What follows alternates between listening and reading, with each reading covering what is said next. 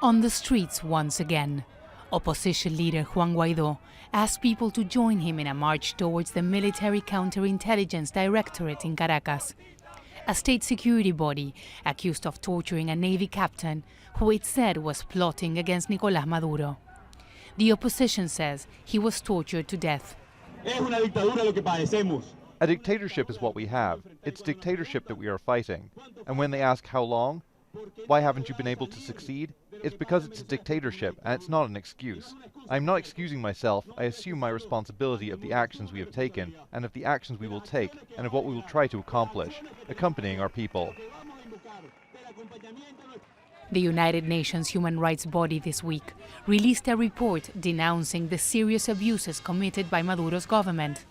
Unlawful deaths in so-called anti-crime operations, persecution and torture of the opposition, and the erosion of democracy in this oil-rich nation. Excessive and little force has repeatedly been used against protesters.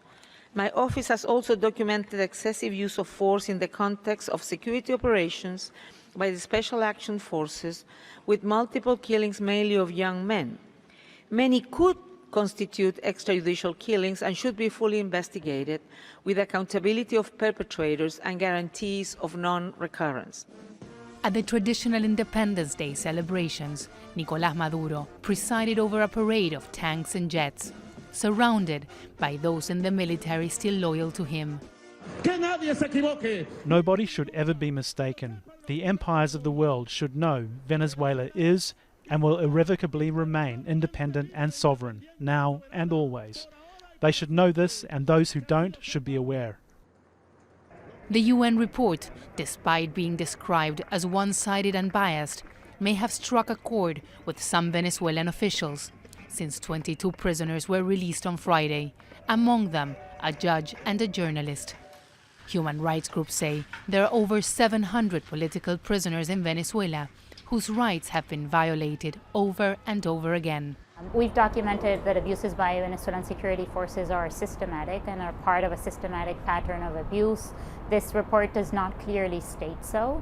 And what is necessary is to determine clearly the government's responsibility for the humanitarian crisis.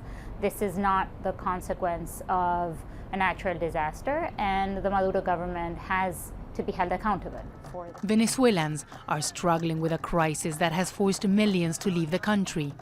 U.S. sanctions have added more pain, leading many of those who have stayed to believe that only a change at the very top will help them improve their lives. Teresa, Al Jazeera.